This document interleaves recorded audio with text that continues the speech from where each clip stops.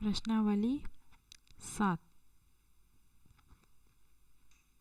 प्रश्नावली 7.1 या फिर प्रश्नावली 1 अध्याय 7 का प्रश्नावली 1 कह सकते हैं। ठीक है, प्रश्नावली 1 का पहला प्रश्न क्या दिया हुआ है, नीचे दिए गए दो आलेखों को देखकर बताइए कि क्या आलेख ए सरल रेखा तथा आलेख बी वक्र रेखा के रूप में है।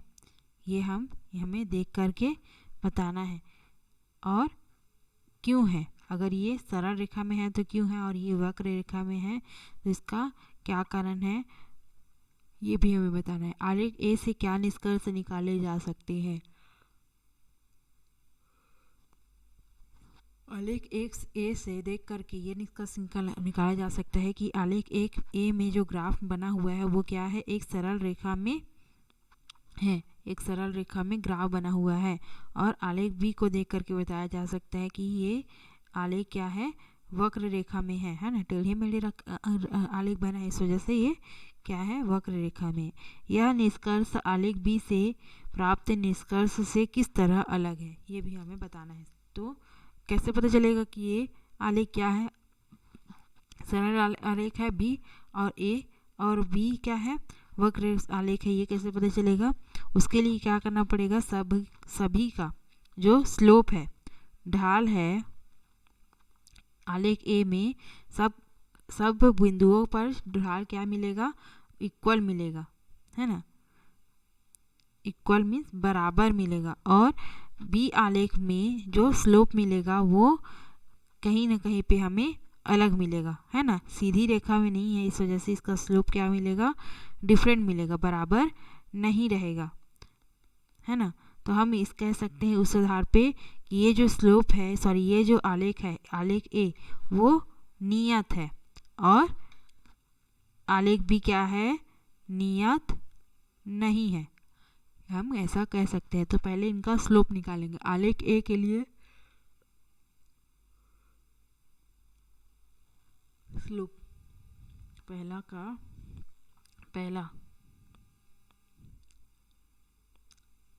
आलेख ए के लिए निष्कर्ष बोला है ना, तो आलेख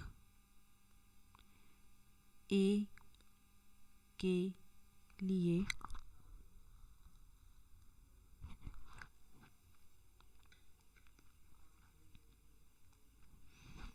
आलेख ए में देखते हैं M1 स्लोप मिस ढाल को किससे डिनोट करते हैं, M1 से, या फिर प्रवणता इज इक्वल टू, सूत्र क्या होता है, y2 minus y1 upon x2 minus x1 होता है। तो स्लोप को देख करके देखते हैं कि x1 का मान क्या है, y2 माइनस y1, ये y2 है, y2 x2 y2, ये x1 y1, y2 minus y1 means 4 minus 1 upon 2 minus 1,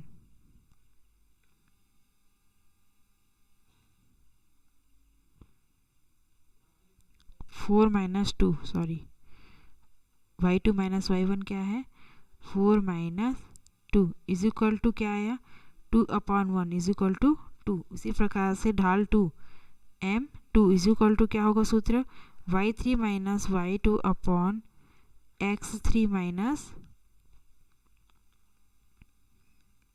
x1। y3 क्या है, x3 y3 क्या है, x3 y3 3 एंड 6 है ना, और x2 y2 2 एंड 4, तो y3 minus y2 is equal to 6 minus 4 और upon 3 minus 2, 6 minus 4 upon 3 minus 2 is equal to 2 upon 1 is equal to 2। M2 का वैल्यू 2 आया, इज इक्वल टू M3 का मान क्या होता है, स्लोप नंबर 3 है ना, y4 minus y3 upon x4 minus x3 is equal to y3 क्या है, y4 x4 y4 x3 y3 है ना। तो y4 माइनस y3 और x4 minus x3, 8 minus 6 4 minus 3 8 minus 6 4 minus 3 is equal to 2/1 is equal to 2।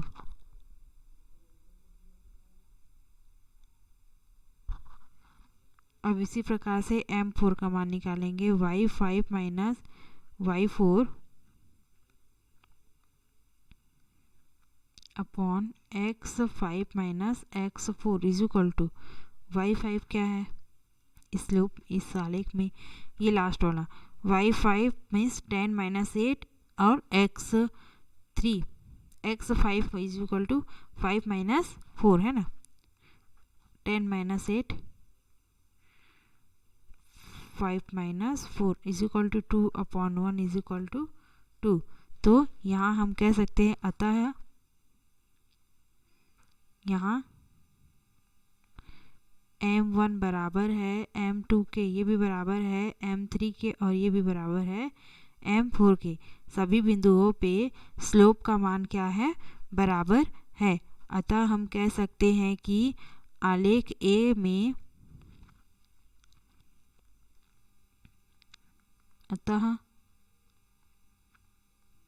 आलेख A में क्या है,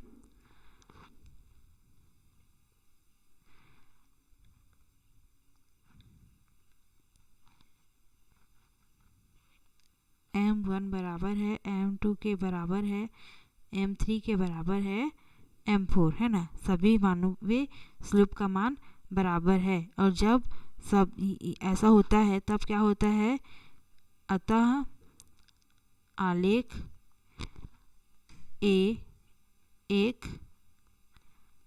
सरल रेखा है और नियत है। और क्या निष्कर्ष निकाले जा सकते हैं, आलेख ए में एक्स एक्सिस पर समय सप्ताह में दिया गया है और वाई एक्सिस पर पौधों की ऊंचाई सेंटीमीटर में दी हुई है, ये भी लिख सकते हैं। ये भी लाइन निष्कर्ष में निकाल सकते हैं कि आलेख ए में एक्स अक्ष पर समय सप्ताह में दर्शाया गया है व वाई अक्ष पर पौधों की ऊंचाई सेंटीमीटर में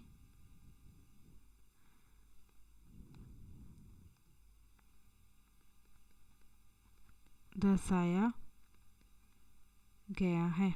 ये भी निष्कर्ष है आलेख ए के लिए, है ना। अब इस प्रकार से ये हो गया पहला का आंसर। फिर दूसरे के लिए, दूसरा वाला आंसर के लिए प्रश्न क्या था कि आलेख बी यह निष्कर्ष आलेख बी से प्राप्त निष्कर्ष से किस तरह अलग है। ये जो निष्कर्ष निकाले हम आलेख ए के लिए, वो बी के लिए किस तरह से अलग है। बी का जो आलेख है उसमें भी m1 आलेख बी के लिए m1 m2 m3 m4 का वैल्यू देखते हैं बराबर आता है कि नहीं। m1 इज इक्वल टू क्या हो जाएगा, y2 minus y1 upon x2 minus x1 is equal to, आलेख बी को ध्यान से देखते हैं। आलेख बी में x2 y2 x1 y1 2 minus 2 minus 2 3 minus 2 2 minus 1 3 minus 2 और 2 माइनस 1 इज इक्वल टू 1/1 या फिर 1 लिख सकते हैं। m2 का मान क्या आता है, y3 minus y2 upon x3 minus x2 is equal to, y3 क्या है x4 minus 3 3 minus 2 4 minus 3 3 minus 2 is equal to 1/1 is equal to 1। m3 का मान देखते हैं, y4 minus y3 upon x4 minus x3 is equal to 4 minus 4 upon 4 minus 3, 4 minus 4 upon 4 minus 3 is equal to 0/1। 3 minus 4 minus 3 is equal to 1 आया, तो is equal to क्या आया 0, जो इन दोनों में तो बराबर है। यहाँ पे m3 का मान क्या आया 0 आया, जो m1 और m2 के बराबर नहीं है। m4 का मान देखते हैं, m4 is equal to y5 minus y4 upon x5 minus x4 is equal to y5 क्या है 5 और 5 4 और 4 है ना, तो 5 minus 4 5 minus 4, 5 minus 4 upon 5 minus 4 is equal to 1/1 is equal to 1।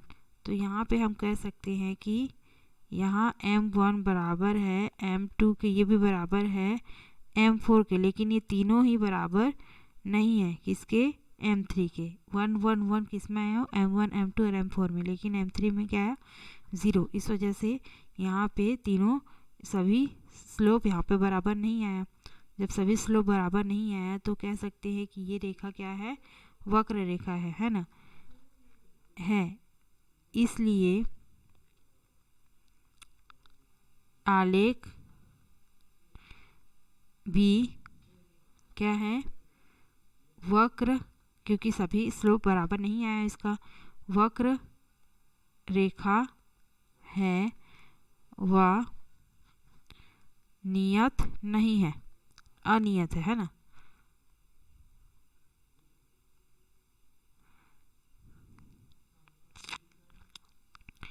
नियत नहीं है और आलेख बी से, आलेख ए से अलग है। आलेख बी में एक्स अक्ष में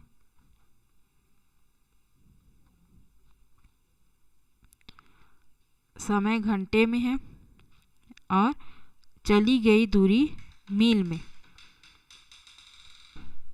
ये भी अलग है। इसमें आलेख बी में क्या है, समय एक्स अक्ष पर समय घंटों में है और वाई अक्ष में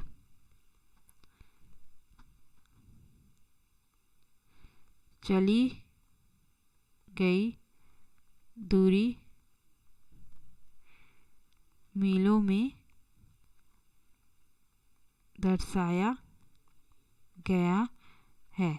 आलेख बी से ये निष्कर्ष निकलते हैं, ऐसे इसको बनाया जाता है। ठीक है, नेक्स्ट देखते हैं इसके बाद आगे क्या दिया हुआ है इसी प्रश्न में। यह निष्कर्ष आलेख बी से प्राप्त निष्कर्ष से किस तरह अलग है, इस तरह अलग है क्योंकि आलेख ए में एक सरल रेखा प्राप्त हुई थी और नियत थी, और आलेख बी क्या है, एक वक्र रेखा है और नियत नहीं है। ठीक है, ये अलग है आलेख ए से। चलो नेक्स्ट देखते हैं इसके बाद। दूसरा दिया हुआ है, एक व्यक्ति ने अपनी गाड़ी में 5 लीटर पेट्रोल डलाया। 5 दिनों में बचे हुए पेट्रोलों की मात्रा व दिनों को निम्नलिखित सारणी में दर्शाया गया है। ठीक है, 5 दिन तक वो पेट्रोल को चलाता है, 5 लीटर पेट्रोल को 5 दिन तक चलाता है, लेकिन 5 दिन होते होते उसका पेट्रोल की मात्रा जितनी कम होती जाती है वो आंकड़े दूसरे सारणी में दिया हुआ है। दिन दिया हुआ है 1 से लेकर 5 तक। अब बचे हुए पेट्रोलों की मात्रा, जैसे एक दिन जब वो गाड़ी चलाता है तो उसका 4 लीटर पेट्रोल बचता है, 5 में से 4 लीटर एक खत्म। उसी प्रकार से दूसरे दिन में 3 लीटर, तीसरे दिन में 2 लीटर, चौथे दिन में 1 लीटर बचता है, 5वें दिन में 0। 5वें दिन जब चला लेता है तो 1 लीटर भी खत्म हो जाता है, बचा कितना 0 लीटर। इस प्रकार से यहाँ पे दिया हुआ है ना। तो बचे हुए पेट्रोलों की मात्रा व दिनों के मध्य आलेख खींचना है। बचे हुए पेट्रोलों की मात्रा व दिनों के मध्य यहाँ पे हमें आलेख खींचना है। सारणी को देख करके आलेख खींचना है, पैमाना लिखना है। दूसरा प्रश्न, आलेख में एक्स एक्सिस पे और वाई एक्सिस पे क्या आएगा वो देखते हैं पहले। तो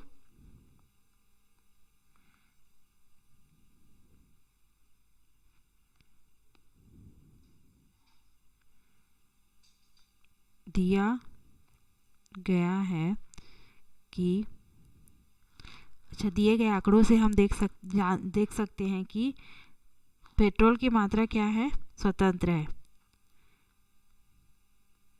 पेट्रोल की मात्रा स्वतंत्र है, लेकिन ये पेट्रोल की मात्रा जैसे जैसे मतलब पेट्रोल की मात्रा को दिनों की संख्या स्वतंत्र है जी। दिन क्या है, कांस्टेंट है ना। दिनों की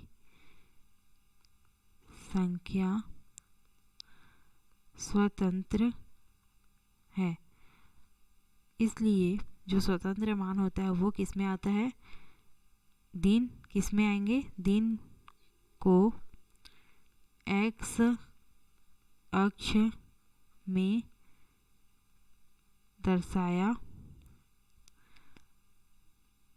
जाएगा व बचे हुए, क्योंकि ऐसा हम क्यों कह सकते हैं, क्योंकि जैसे जैसे दिन बढ़ते जा रहा है पेट्रोल की मात्रा कम होती जा रही है। दिन तो वही है, 1 से लेकर 5 दिन ही रहेगा, उससे न कम होगा न ज़्यादा होगा, लेकिन जैसे जैसे दिन बढ़ते जा रहा है पेट्रोल की संख्या कम होती जा रही है। तो दिन पर डिपेंड है ना, दिन पर आश्रित है कौन, पेट्रोल की मात्रा कम होती जा रही है, दिन बढ़ते जा रहा है। तो इस वजह से आश्रित मान को एक्स अक्ष में वाई अक्ष में रखते हैं और जो स्वतंत्र आंकड़े होते हैं उसको एक्स एक्सिस पर, है ना।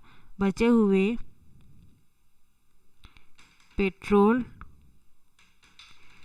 की मात्रा क्या है, आश्रित है किस पे, दिन पे, है ना, आश्रित है दिनों पर, इसलिए इनको बचे हुए पेट्रोलों की मात्रा को वाई अक्ष पर दर्शाया जाएगा। ठीक, वाई अक्ष पर दर्शाया जाएगा। तो हमें पता चल गया एक्स एक्सिस पर क्या और वाई एक्सिस पर क्या दर्शाया जाएगा। अब हम ग्राफ खींच लेते हैं।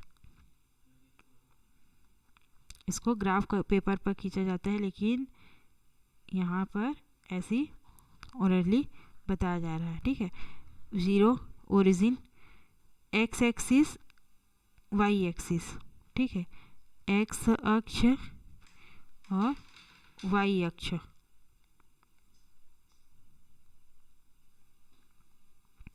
और यहाँ पर पैमाना लिखा जाता है, जो पैमाना हम इस एक्स एक्सिस और वाई एक्सिस पर यूज़ करेंगे उसको यहाँ पे लिखेंगे। ठीक है, 1 2 एक दिन दिया हुआ है और बचे हुए पेट्रोलों की मात्रा दी हुई है, 1 दिन 2 दिन 3 दिन 4 दिन और 5 दिन। बचे हुए पेट्रोलों की मात्रा कितनी है, मात्रा सीधा सीधा 4 लीटर है एक दिन में और 3 लीटर है दूसरे दिन में, 2 लीटर बचा तीसरे दिन में, 1 लीटर बचा चौथे दिन में और पाँचवें दिन में 0 लीटर। तो 1 दिन 2 दिन 3 दिन 4 दिन और 5 दिन। तो इस एक्स एक्सिस पे क्या दर्शाया गया है, दिन। और यहाँ पे पैमाना में क्या लिखेंगे, एक्स अक्ष पर का एक बड़ा खाना, एक बड़ा खाना किसको दर्शाया है, एक दिन को। ठीक है, एक बड़ा खाना एक दिन को दर्शाया रहा है। उसी प्रकार से वाई एक्सिस पर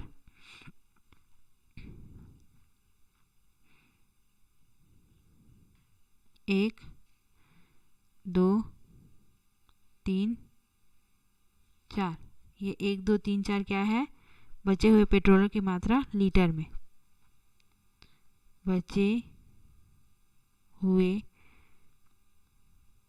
पेट्रोल की मात्रा लीटर में। ठीक, ये दर्शा रहा है। अब y अक्ष का एक बड़ा खाना किसको दर्शा रहा है? 1 लीटर पेट्रोल को, है ना। 1 लीटर पेट्रोल को एक बड़ा खाना दर्शा रहा है। इस प्रकार से किनारे में यहाँ पे पैमाना डब्बे में लिखा जाता है। अब देखते हैं, जब ये पहला दिन हुआ तो पेट्रोल कितना बचा? 4 लीटर। जो बचा पेट्रोल, जो चला है नहीं, जो बचा है पेट्रोल, उस पे हमें आलेख खींचना है। तो यहाँ पे मिलेगा बिंदु, हमें यहाँ पे मिलेगा 4 और 1 में, है ना। तो x एक्सिस का क्या लिए? 1, है ना, और y एक्सिस में 4। उसी प्रकार से जब दूसरा दिन हुआ तो बचा हुआ पेट्रोल की मात्रा कितनी है? 3 लीटर। यहाँ पे आएगा बिंदी। उसके बाद जब तीसरा दिन हुआ तो बचे हुए पेट्रोलों की मात्रा कितनी है? 2 लीटर। यहाँ पे आएगा बिंदु। फिर चौथा दिन हुआ तो बचे हुए पेट्रोलों की मात्रा कितनी है? 1 लीटर। यहाँ पे आएगा बिंदु। फिर पाँचवा दिन हुआ तो बचे हुए पेट्रोलों की मात्रा कितनी हो गई? 0 हो गई, है ना। यहाँ पे आएगा बिंदु। इस प्रकार से इन बिंदुओं को मिलाते हुए एक हमें रेखा मिलेगी, जो एक सरल रेखा होगी, सीधी और सरल रेखा। अगर ग्राफ में बनाते हैं तो ये पूरी सीधी रेखा हमें ग्राफ पर प्राप्त होगी। इस प्रकार से आलेख खींचना है। दिए हुए आंकड़ों को दर्शा करके आलेख खींचा जाता है, इस प्रकार से।